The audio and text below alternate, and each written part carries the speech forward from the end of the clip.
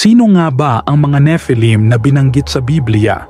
Sila ba'y tunay na nilalang o katang-isip lamang? Ano ang koneksyon nila sa panahon ni Noah at sa pagbagsak ng mga anghel? Alamin natin ang misteryong ito. Bago natin tuklasin ang buong misteryo ng mga Nephilim, huwag kalimutang mag-subscribe at i-click ang bell button para updated ka sa mga video tungkol sa Biblia, propesiya at pananampalataya. Unang binanggit ang mga Nephilim sa Genesis 6:1-4 nang magsimulang dumami ang mga tao sa ibabaw ng lupa at may mga anak na babae sila, nakita ng mga anak ng Diyos na magaganda ang mga babae kaya pinili nila ang sino mang gusto nilang mapangasawa. Ayon sa talatang ito, nagkaanak ang mga anak ng Diyos at mga anak na babae ng tao at ang resulta ay mga makapangyarihang nilalang, ang mga tinatawag na Nephilim. Ang salitang Nephilim ay mula sa salitang Hebreo na nangangahulugang bumagsak o fallen ones. May mga nagsasabi na sila ay bunga ng unyon sa pagitan ng mga bumagsak na anghel at mga babae sa lupa. Ilan sa mga iskolar ay naniniwala na ang mga anak ng Diyos ay mga anghel na naghimagsik laban sa Diyos, samantalang ang iba naman ay naniniwalang sila ay mga lahi ni Seth na banal at ang mga anak na babae ng tao ay mula sa makasalanang lahi ni Cain.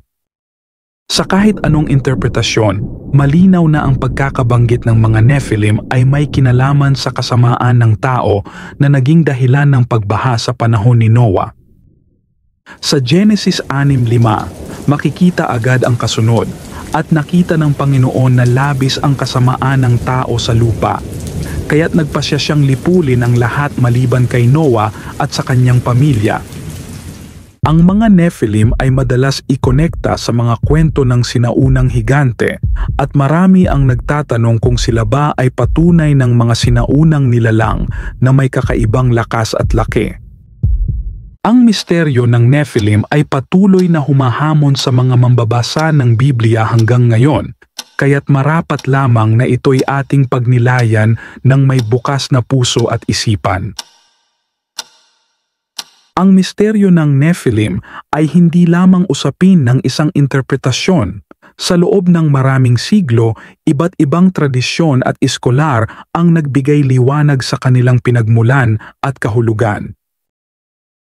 Ayon sa ilang tradisyon ng Hudaismo, ang Nephilim ay bunga ng unyon ng mga anghel na tinatawag na Watchers at ng mga kababaihan sa lupa.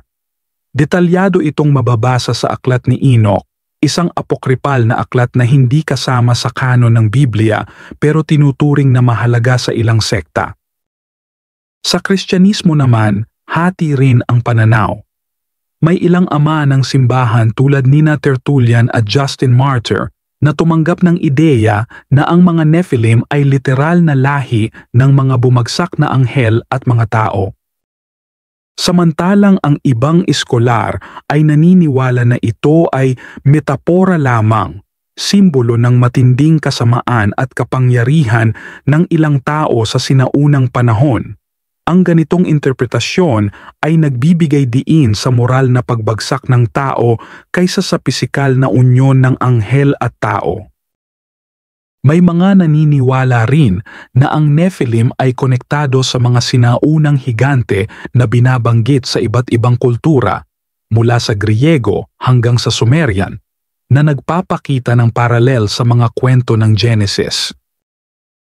Sa Dead Sea Scrolls, muling lumitaw ang ideya ng mga Watchers at Nephilim bilang bahagi ng kosmikong labanan ng kabutihan at kasamaan na nagpapahiwatig ng mas malalim na espiritual na kahulugan.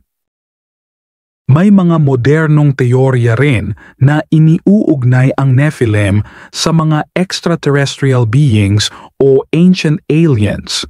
Ngunit ang mga ito ay labas na sa katuruan ng simbahan at hindi tinatanggap bilang opisyal na aral. Anuman ang ating paniniwala, makikita natin na ang Nephilim ay naging isang mahalagang punto ng diskusyon sa pagitan ng pananampalataya, kasaysayan at misteryo na hanggang ngayon ay patuloy na pinag-aaralan at pinagninilayan. Maaring itanong ng ilan, bakit pa natin kailangang pagtuunan ng pansin ang Nephilim? Ang sagot ay simple. Ang pag-unawa sa kanila ay makatutulong upang mas malalim nating maintindihan ang kabuuang konteksto ng Biblia. Ang Genesis 6 ay isang mahalagang kabanata dahil ito ang nagsisilbing transisyon mula sa paglikha tungo sa pagbagsak ng sangkatauhan at sa dakilang pagbaha. Ang pagbanggit sa Nephilim dito ay nagpapakita ng lawak ng kasamaan sa panahong iyon. Ang pag-aaral tungkol sa Nephilim ay nagtuturo rin sa atin ng kabigatan ng kasalanan at kung gaano kalalim ang naging epekto ng pagkakasala sa buong sangkatauhan, isang babala na mahalagang maunawaan sa ating panahon ngayon. Bukod dito, nagbubukas ito ng oportunidad upang kilalanin ang iba't ibang tradisyon ng pagpapakahulugan ng banal na kasulatan. Hindi lamang ito nagtatapos sa literal na pagbasa kundi sa espiritual na pagninilay. Ang misteryo ng Nephilim ay nagtutulak sa atin na magtanong, magsaliksik at magbasa pa ng mas malalim. Sa ganitong paraan lumalalim ang ating pananampalataya at ang ating kaalaman sa mga nilalaman ng Biblia. Ito rin ay paalala na may mga bagay sa Biblia na hindi agad-agad nating mauunawaan, ngunit sa pamamagitan ng panalangin at patuloy na pag-aaral, dahan-dahang ibinubunyag ng Diyos ang kanyang karunungan. Ang pagtalakay sa Nephilim ay isang halimbawa ng kung paanong ang kasaysayan, espiritualidad at misteryo ay nagsasama-sama upang bigyang lalim ang ating pananampalataya. Sa huli, mahalaga hindi lamang upang tukuyin kung sino o ano ang mga Nephilim, kundi upang maintindihan ang mensahe ng Biblia, ang panawagan ng Diyos sa kabanalan, pagsunod, at pag-iwas sa kasamaan. Ang kwento ng mga Nephilim ay higit pa sa isang misteryong nakakakilabot. Ito ay isang espiritual na babala. Itinuturo nito sa atin na ang kasalanan kapag pinabayaang lumaganap ay may kakayahang sirain hindi lamang ang individual kundi ang buong lipunan. Ang kanilang pag-iral ay refleksyon ng panahon na labis nang lumayo ang tao sa Diyos. Kaya't ang Diyos ay kumilos upang ibalik ang kabanalan sa mundo sa pamamagitan ng pagbaha, isang malungkot na paalala ng hatol ng Diyos sa kasamaan. Ngunit sa likod ng hatol, may biyaya. Sa gitna ng kasamaan, pinili ng Diyos si Noah at ang kanyang pamilya, mga taong matuwid sa kanyang paningin. Ipinapakita nito na may pag-asa pa rin para sa mga tapat at sumusunod sa Kanya. Ang aral para sa atin ay malinaw. Sa gitna ng mundo na puno ng tukso at kasamaan, tinatawagan tayo ng Diyos na mamuhay sa kabanalan, katapatan at pananampalataya. Tayo ay pinapaalalahanan na bantayan ang ating puso at isipan sapagkat maaaring ang mga Nephilim ng ating panahon ay hindi na higante sa laki, kundi higante sa impluwensya ng kasamaan, media, kasinungalingan at imoralidad. Ang laban ay espiritual at ang ating sandata ay pananampalataya, dasal at pagtalima sa salita ng Diyos. Sa ganitong paraan, hindi tayo madadala ng agos ng kasamaan gaya ng sa panahon ng mga Nephilim. Ang Nephilim ay paalala na ang kasaysayan ay hindi inuulit kung tayo ay handang matuto. Nais ng Diyos na tayo'y maging tagapag-ingat ng liwanag sa mundong madilim.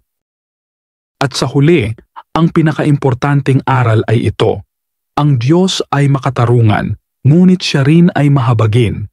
Kung tayo ay mananatiling tapat, hindi niya tayo pababayaan. Ang kwento ng Nephilim ay nagpapaalala sa atin na may mga bahagi sa banal na kasulatan na hindi madaling unawain, ngunit ito ay paanyaya sa atin na patuloy na magtanong, maghanap at magtiwala sa Diyos. Ang misteryo ng mga Nephilim ay isang simbolo ng malalim na espiritual na labanan na patuloy na umiiral hanggang ngayon. Ngunit sa tulong ng pananampalataya, ang liwanag ng katotohanan ng Diyos ay patuloy na mananalo sa gitna ng dilim. Kung naging makabuluhan sa iyo ang video na ito, huwag kalimutang i-like, i-share at mag-subscribe sa aming channel. I-click ang notification bell para hindi ka mahuli sa mga susunod na video tungkol sa misteryo, pananampalataya at kasaysayan sa Biblia. Maraming salamat at pagpalain ka ng Diyos.